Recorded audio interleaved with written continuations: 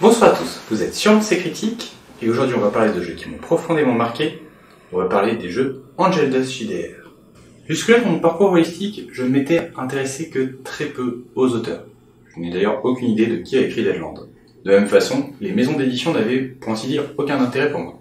À présent, ça a beaucoup changé. Je suis toujours de très près l'actualité de Batro Games, avec ses jeux toujours très atypiques, aux univers trash et marqués. Je suis devenu un grand fan du travail de Ino, avec ses univers toujours un petit peu sales pour adultes consentants. Et ce qui m'a amené à m'y intéresser, c'est sans aucun doute les jeux de chez Angel Dust. Les jeux Angel Dust sont les jeux écrits par Manon et Simon Lee, ainsi que Valentin T pour les Larmes du Soleil. Et j'ai découvert ça pour la première fois lors du Festival international du jeu de 2019. J'en avais déjà vaguement entendu parler. Des amis avaient fait une partie de damnée lors d'une convention précédente. Ils m'ont dit, si tu as l'occasion, va jouer avec Simon Lee. Il se trouve malheureusement que lors de cette édition du Festival du jeu, j'étais à l'organisation et donc je n'ai pas pu faire de partie avec Simon. Mais revenons à nos motos. Jusque-là, pour moi, une partie de jeu de rôle est quelque chose d'assez carré. On a besoin d'un scénario, de fiches de personnages, d'environ 3 heures, d'un écran, de dés, bref, un jeu de rôle classique, ou traditionnel comme diraient certains.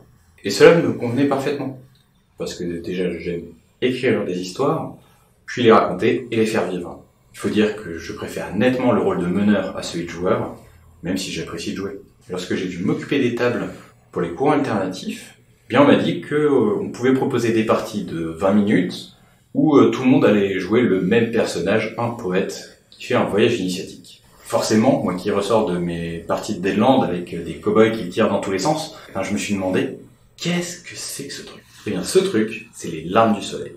Et ce jeu a été une véritable claque pour moi.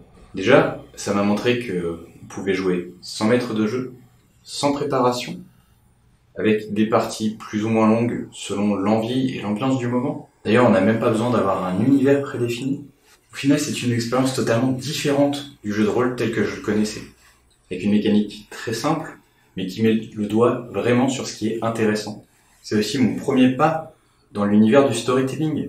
On est là pour raconter ensemble une belle histoire, il n'y a pas de notion de gagner ou de perdre. Et à partir de là, je me suis vraiment intéressé au sujet et découvert tout un univers de jeux alternatifs. Si vous ne savez pas ce que c'est que les jeux alternatifs, j'ai fait toute une série de vidéos sur le sujet que je vous invite à regarder. Et donc j'ai découvert les Larmes du Soleil, un jeu que je ne saurais que trop vous recommander. D'ailleurs, je me balade presque tout le temps avec. C'est un excellent jeu si vous voulez faire découvrir le jeu de rôle, principalement à des gens récalcitrants qui ont une très mauvaise idée de ce qu'est une partie. Fort de cette expérience, je m'intéresse aux autres jeux qu'a fait l'auteur. Et c'est ainsi que je tombe sur Terre de Sang. Et ce jeu m'a fait découvrir quelque chose que je recherchais dans le jeu de rôle sans même m'en rendre compte. Ce qui m'a le plus plu dans l'appel de Cthulhu est de générer ce sentiment de peur pour mes joueurs et pas seulement pour leurs personnages. Et Terre de Sang va beaucoup plus loin, car c'est un véritable jeu d'introspection. Et pour qu'il fonctionne, il est nécessaire de créer une véritable connexion avec son personnage en tant que joueur. Et avoir ce jeu qui était un tel vecteur d'émotion est ce qui m'a vraiment séduit. Et c'est à présent quelque chose que je recherche dans presque tous les jeux de rôle. Et Terre de Sang m'a vraiment aidé dans cette démarche, car le jeu est très bien écrit, c'est clair, c'est simple, et surtout, c'est riche en émotions. En fait, c'est les jeux Angel Dust qui m'ont vraiment poussé à m'intéresser aux jeux de storytelling et aux jeux alternatifs. C'est eux qui m'ont fait comprendre que le jeu de rôle a plus à offrir que ce que j'en connaissais. Car plus que des jeux, ça peut être de véritables expériences dont on sort grandi. Et c'est vraiment à partir de là que j'ai commencé à creuser les jeux alternatifs.